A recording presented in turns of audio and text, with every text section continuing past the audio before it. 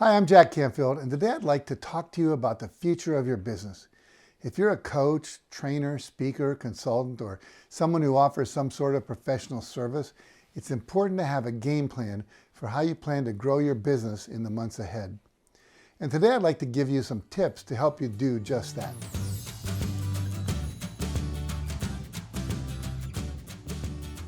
And my first piece of advice is this. When it comes to your business building strategies, be sure to track your actions and pay close attention to your results.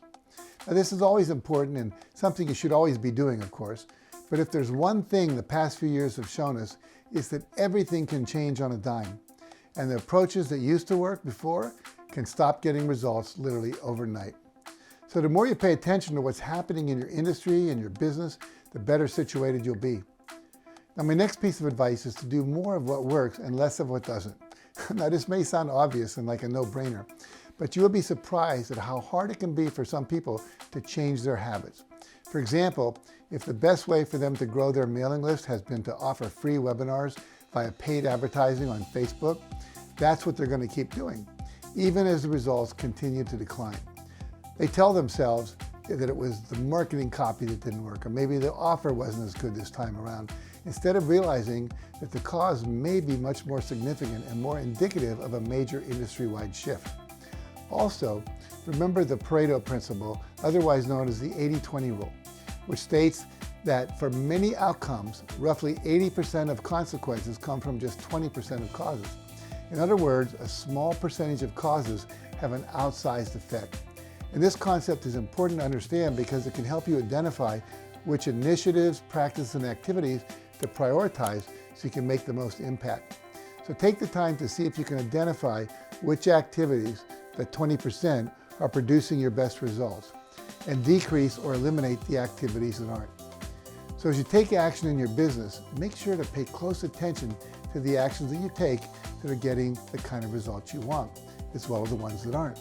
And focus more of your time and effort into the ones that are working. And if none of your growth efforts are getting any traction, that could be a sign that it's time for you to do something radically different. Successful business people have to be prepared to let go of what's not working so they can free themselves up to find a better approach. Now, my next tip is to make sure you're speaking to the right people, and then do more of it. A lot of people try to appeal to too wide or too general an audience. They think everyone can benefit from what they have to sell or to teach, and so they decide to cast as wide a net as possible. But the problem with trying to appeal to everyone is that your messaging is so vague it ends up not doing a great job of speaking directly to anyone. And when people don't feel like you are speaking directly to their situation and their needs, they will be less likely to pay attention to your message. In my experience, you'll see better results when you get really clear on exactly who you want to work with or connect with and gear your message and your offerings specifically toward them. Then once you know you're speaking to the right people, do more of it. If you only send emails once or twice a month, send more. Try sending one a week or even more than that. If you only post once or twice a week on social media, post more often and perhaps on more networks. Reach out to people individually and forge more personal connections with the people who may be able to support your business in some way. The more people are aware of you and feel connected to you, the more likely they'll be to engage with you and take action on your offers. But also make sure you're providing value in your emails and social posts. If it is all only marketing and sales copy, people will opt out.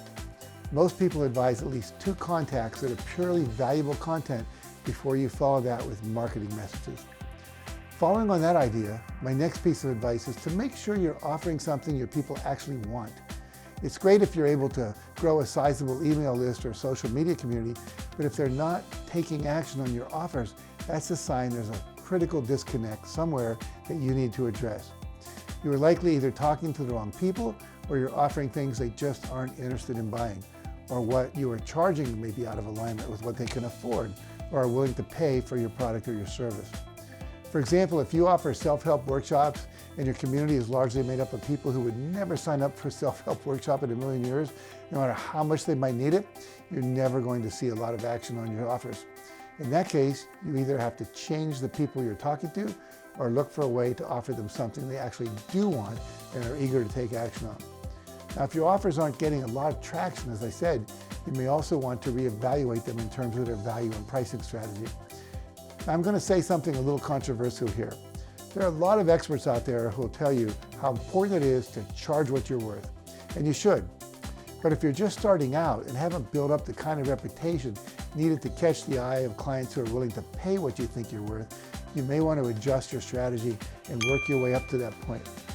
The same goes if the community you have built around your business simply can't afford what you're asking. If the majority of your community is living paycheck to paycheck, you're going to find it challenging to sell them a product or a program that costs thousands of dollars, no matter how worth it your product or program is.